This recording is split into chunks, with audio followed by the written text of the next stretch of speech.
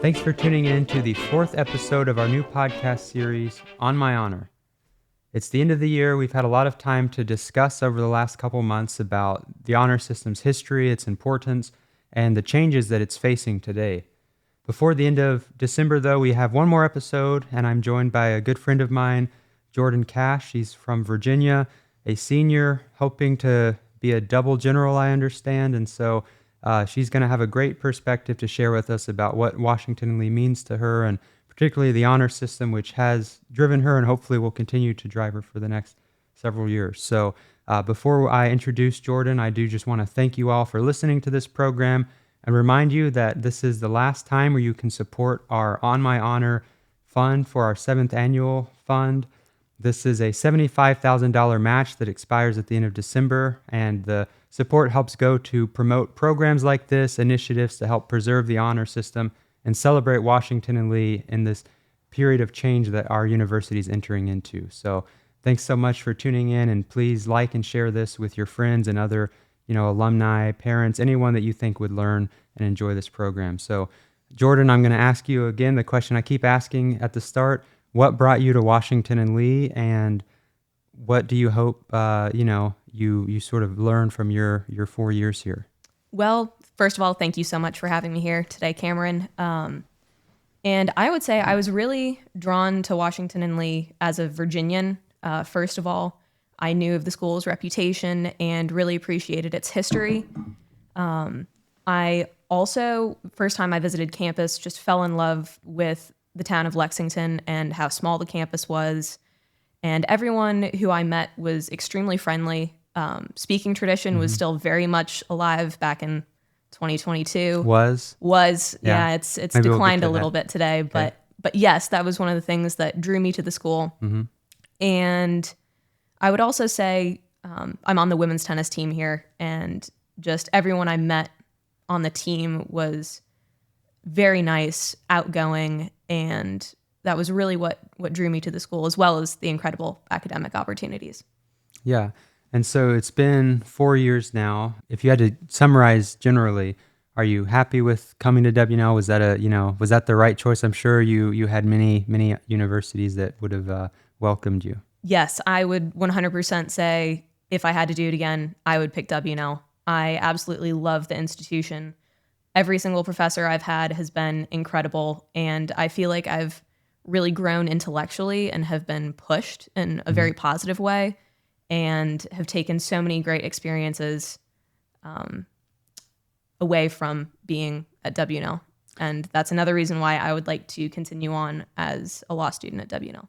Great. Yeah, well, and a lot of the generals or doubts leaderships are double general. Our president, Steve Robinson, is.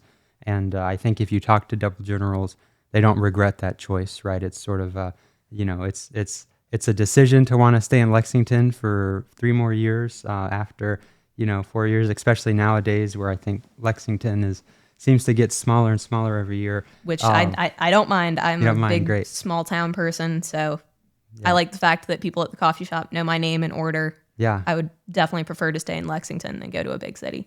Well, great. Well, I'm sure you'll be successful here. So what are you studying at this? I mean, you're a senior, so I'm sure you've declared your major by now. Yes, I have. So I am first a politics major. That was my first declaration, and then I tacked on a history major at the beginning of my junior year. So I kind of finished that one up rapidly, but I really enjoy the history department and am writing a history honors thesis on the Lieber Code. Okay. With Professor Myers, and I'm really enjoying that. What's the Lieber Code for? The Lieber Code is the first codification of military conduct that came out of the U.S. Civil War. Pretty much beforehand, there was a lot of chaos in the military sector and disorganization, and Lieber, who was a German immigrant, was brought in by President Lincoln to pretty much lay down the law and create rules and regulations that the military had to follow. So a Civil War focused honors thesis, is that, it's probably a surprise to a lot of our listeners, actually. We often get asked, can you still study the Civil War at Washington and Lee? So I guess... Very much so. Yeah. You can if you would like. Yeah, and well, it's good. I did an honors thesis as well, though I focused intentionally well beyond what I was focusing in the curriculum, which was 19th century American history. And that's the type of thing that I'm sure has prepared you for law school. Writing. I assume you finished one of your chapters by this point for the Yes. thesis. I've finished chapter 1, and it's 45 pages long, steeped in very traditional sources. Yeah. And it's very enjoyable. I love it. Yeah. Sort of shifting to the focus of this program, On My Honor. What do you think honor has played in your time at Washington and Lee? I mean, how integral has that word, that concept been to your 4 years here? Well, I think, first of all, the honor system was something that also drew me to the school. I thought the freedom that it offered students was incredible, and also the reputation that it gave W&L, because when a W&L student goes to apply for a job and W&L alums look at them, and other graduates from other colleges understand the W&L honor system, but it just creates an extra layer of credibility and I guess kind of overachieving that other colleges don't have. So I really enjoyed that aspect of the honor system, but also the fact that it creates a sense of trust in the community that, people won't lie, people won't steal. You can leave your stuff in the library. No one's going to come take it. And professors trust you to go take an exam whenever you want, and they know you're not going to cheat. So it just is a very good system for accountability, and I have appreciated it a lot. Yeah. Well, in our last episode, I spoke with a freshman, and he was being here for a semester, a few months. He'd already become so sort of infatuated with the honor system, and said that it became sort of like you sort of forget about it. Like you forget that all the privileges that you have, that you can take exams unproctored, and that, you can leave your backpack around. Like it sort of becomes just part of the sort of cultural fabric. You're now, you've been here 4 years now, just about. How would you say that piece with the honor system, like, is it something you've just become so accustomed to? And again, we're recording this episode right at the end of finals week. Today's the last day for finals. And so, this has to have sort of molded into your experience. I definitely would say it has. And it is kind of something that you take for granted. I like this semester, I didn't have any exam finals, but when I would take exams, it's just an unspoken way of doing things that you will not have your book open. You will not have your computer open, or you won't use any other browsers. And people do follow that and take it very seriously. And I would say that when the honor trial occurred at the law school, a bunch of people were very upset by it, because it's something that a lot of us take so seriously, and that we just expect everyone else to follow. And as I said, it creates a very, very tight sense of trust in the community. Now, I do think one thing with that has surfaced is the implementation of AI. And every single professor has a different rule on how you use ChatGPT or other generators. And I think it is a little bit difficult for students, because every professor has a different way of doing it, and there's really no uniform set rule. So can you just give us some examples of classes you've taken this semester or last, about what, you don't have to say the professors' names, but what different professors allowed or didn't? So some professors are extremely strict and say no technology or no AI technology can be used either for the research or writing of a paper or assignment, where others say that you can use it for generating outlines for your paper, or having it kind of come up with research questions for you, as long as you actually write the paper yourself. But you can use AI for background information. And then other classes, I think a lot of classes in the business school let you use AI for a lot of assignments. Oh, really? Like generating data and graphs and other information. So it's kind of difficult to balance depending on what major it is and how AI gets used. but I think the lines often blur and students can become confused on that, because it's just something that I think it's unfortunate that a lot of people have become dependent on AI and reliant on it for generating their ideas. And I just think that's an unfortunate modern realization. Yeah, it's something that no doubt the faculty of the university have really tried to reckon with. I mean, there's not any professor at W&L who, welcomes AI as making, life easier for them grading or, for their students, right? Like they recognize that there's pros and cons of it, and it's a hard measured approach. And I think sort of the mix is the really difficult part, because if it's easy for a professor to say, you just can't use it at all, right? I mean, that makes it a very clear line. If you used it for brainstorming or writing, that's not allowed. But I can imagine if the professor says, well, brainstorming is okay, but not writing, you as a student researching that, I could see where does that line sort of draw? And I guess I guess my question would be, do you think that the professors who allow the sort of mixed use of AI, that they're open to students asking them questions about it and sort of, figuring out through this as we're all sort of learning this together? Yep, I do think they're very open to conversations about it. And one thing I will say is professors, because of the honor system, trust students to not use AI to write papers. And I've had a conversation with one professor, and he was like, I just read it as if I'm not accusing a student of using AI. I'm reading it as if they wrote everything themselves. So they're not skeptical of people's writings. And I do know a few students who have taken advantage of this. And just from stories where people have said, I've used some AI, but the professor couldn't tell. Oh, yeah. Which is an honor violation. But because the professors aren't, because they believe us, because they trust us, they aren't looking for it. Well, I think there's always going to be students that you sort of game the system, if you will. Like, even if they're not officially breaking a rule, or even if they are, regardless, they sort of think they can get one over on the university. And maybe for that particular class, they get the A that, they wanted because of it.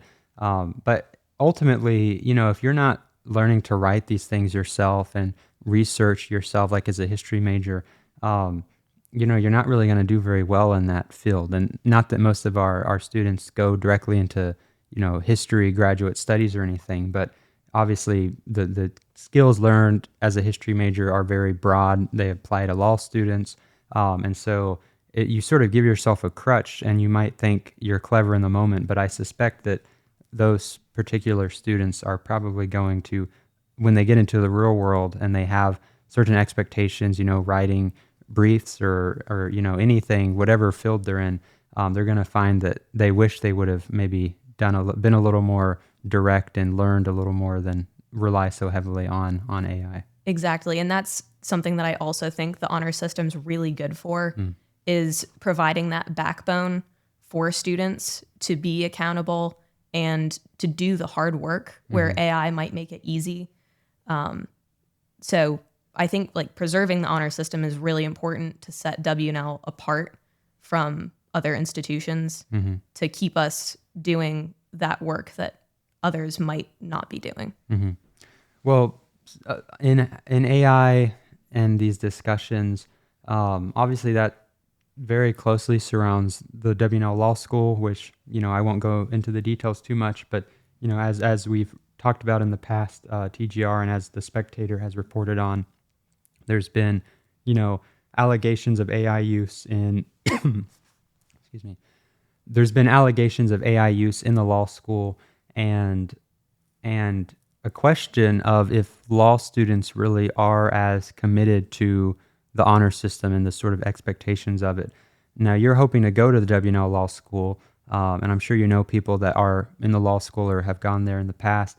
What do you have? Do you have any sense, just as a prospective law student here, I mean, as to what that culture looks like?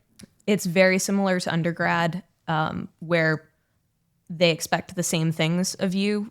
With the honor system, we are all bound by the same exact honor system. But because it's a graduate program and people are coming in from different undergraduate backgrounds and might not understand the weight of the honor system or how serious it is, there is a little bit more of a relaxed feeling around it, I would say. But one of the things that they really tried to emphasize in orientation, as they do with undergrad, Okay. like how the honor system works. But I do think that they could possibly do a better job educating both the undergraduate population and the law population on the honor system and what it kind of entails and what it asks of you. Do you know, do you remember from the 4 years you've been here, if you've had any sort of yearly training or anything on the honor system? Because I know there's the initial freshman orientation in Lee Chapel where the president of the executive committee speaks, and it's a sort of, it's a big deal. It leaves an impression on the students. And in our last podcast, Jackson spoke on that experience, since he remembered it because it was a few months ago. But in the first podcast we did with another senior, my friend Tim, he and I both really couldn't remember our freshman orientation on the honor system. And that's not to say we forgot what the honor system was, right? No. I mean, obviously you learn it as you go, but have there been any sort of educational opportunities, and do you think that there should be more, there should be less? I mean, what's your thoughts on it? So I don't particularly remember I think it was like a 3-hour kind of briefing on the white book, and then we went to the talk in the chapel about it. And other than that, there has been no reinforcement, no notifications of updated amendments in the white book. There was, I believe there was a panel that was interviewed about the honor system, but other than that, there has been no reinforcement of it. And I also think that prospective students should be told a little bit more explicitly what the honor system entails, because I think if there's a student who's looking to come to W&L and they don't think that they can uphold the rigorous standards of the honor system, they might not choose W&L. Yeah. And do you think that should be the case for law students as well, prospective law students? Yes, I think it should be very much a forefront part of the university, because it sets us apart from so many other institutions and makes us really, really special. And people should want to come here that know they can uphold that. Right. And those who think that they might not be able to because of, I don't know, how they went about doing high school, they might be like, oh, I don't think this is the place for me. So I think throughout your W&L years, there should be more enforcement and kind of a reinforcement of the honor system. And then before coming to W&L law or undergrad, there should be more kind of advertisement and push for it. Yeah. Well, and one of the key things, there's really two key things about our honor system that differentiated. And we talked about this in our recent podcast I did with Neil Young on the honor system as it developed under Robert E. Lee.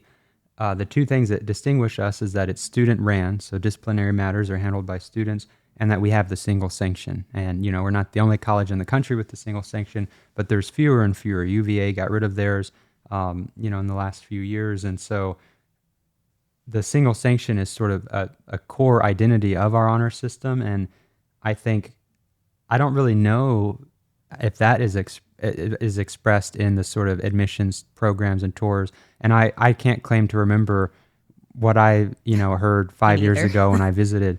But the single sanction could kind of sound like not the best selling point of a university, right? On a tour, you get 20 minutes, maybe you get one trifold brochure, and it saying, oh, if you do anything wrong, you're dismissed from the school, right? That to some, that would really want them to come there, but others, they'd say, well, that's kind of scary. I mean, this sounds like VMI next door or something. But, what do you think the role of the university officially should be in expressly telling people about the single sanction? And I guess beyond that even, what's your thoughts on the single sanction? Well, I think the single sanction sets the precedent of pretty much living out honor in every part of your life.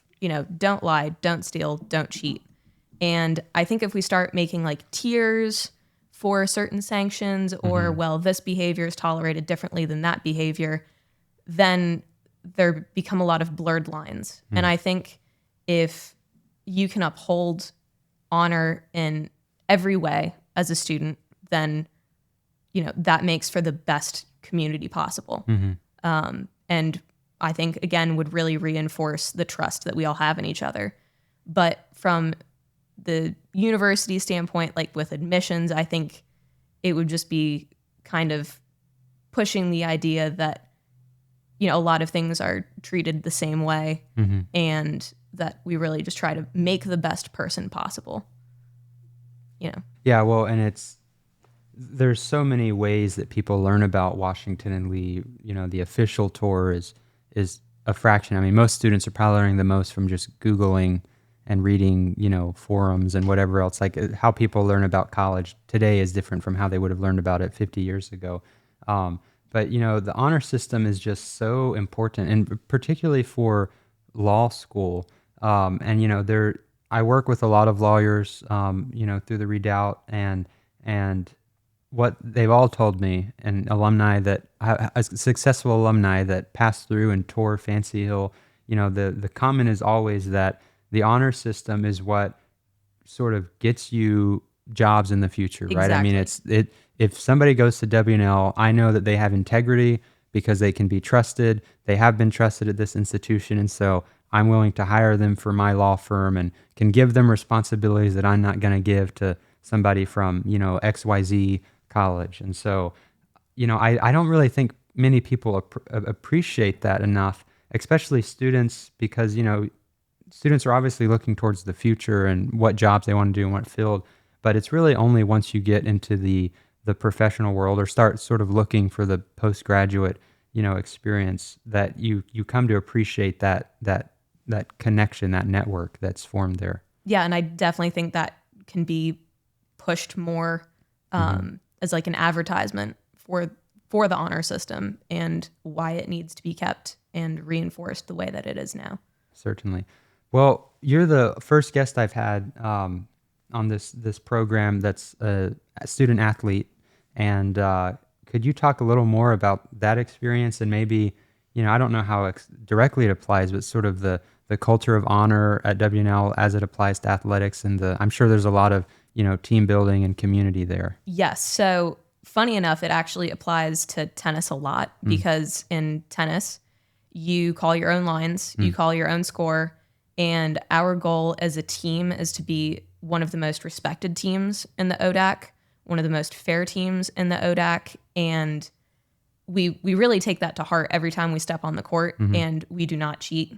We are still bound by the honor system technically. Like if I make a bad line call, that could be an HV. Good point. But our coach does a really good job of trying to make us respectful players, and she recruits people who she knows will be respectful and like very honest athletes. And even in junior tennis, I would never cheat. It was just something that I was raised not to do. So I think that's already been ingrained in me, just from like an athletics standpoint, that then bleeds into other parts of my life, like, academics as well. But yeah, I think in athletics, the honor system still applies. That's a good point for tennis. I hadn't thought about the sort of making calls and knowing that you can be trusted. And I don't know that there's a college that has a reputation of being lying. I don't know. Maybe I can name a few. Oh yeah. So yeah, it's definitely, it's not something you want to be known for. Right. And it's definitely something that Washington and Lee women's tennis cannot be known for, because that would not represent the school well. It reminds me of the football team in the 1950s at W&L, this famous story. And I think they normally tell this at the freshman orientation. The football team in the 1950s, they all cheated on an exam to, focus on the sports. And at the time we had, a really good football program. And the team could have, when this was found out that the team cheated on the exam, they could have done what I'm sure a lot of universities did and continue to do. But Washington and Lee did something, markedly different. They dismissed pretty much the entire football team. Everyone that had cheated on this exam was dismissed from the school. It crippled our program, but it sort of made it legendary in a sense that people know, well, that's the school that Does not tolerate cheating for any reason whatsoever. Yeah. Yeah, and so had that story, just curious, has that story been one that you've heard at W&L or is talked about? I have actually not heard that one. Yeah, but I do think that's a really good example of maybe one of the reasons why students cheat or try to cheat. I think a lot of it comes down to preparation. So like if a student, is cramming and they don't have time, or they have an athletic commitment and they just don't think that they can perform well on their exam, they might try to cheat to get a better grade. But I just think that's taking the easy way out. That's not honorable. And I think that, exam testing is more than just like the test you take that day. It's how you prepare for it. But I think in general, we're a community where, like, I know a lot of my friends would 100% be like, oh my gosh, if I didn't study for this exam, I would take it anyways and not cheat and get the bad grade and say, oh, well, that was my fault. Well, I mean, you would certainly know, being a double major, a student athlete, and writing an honors thesis. I mean, that seems like a lot to maintain. It's all about time management. Yeah. It's a lot to do, but as I said, it really comes down to how you manage your schedule, how you prepare for things, what you give priority to. And I think a lot of students at W&L are overcommitted and are very ambitious, but that's what makes us unique. Yeah. Well, is that something that's time management skills? That's something you think you've learned a lot through your time at W&L? Well, I think I would attribute a lot of it to actually my high school. I was a very busy high school student. I was playing tennis tournaments every single weekend. I was doing homework in the car. And I just kind of learned from an early age that if you have other commitments and other things that you want to do, you still have to make time to prioritize school as well. And it's just something I've always done. And I think being a student at W&L has made me a lot better at it. And I am very thankful for it, because I think it will help me in whatever career, hopefully law. Yeah. Do you have any more thoughts on what you plan to do after law school? I am interested in medical malpractice law, and hope to either work in Virginia or Tennessee.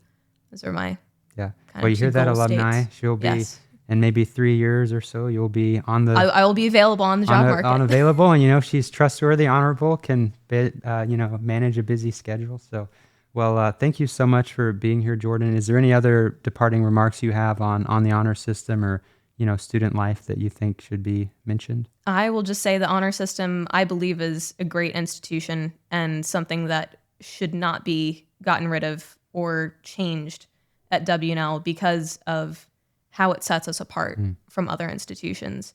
And I really believe that it will attract the most honorable students and uphold our reputation.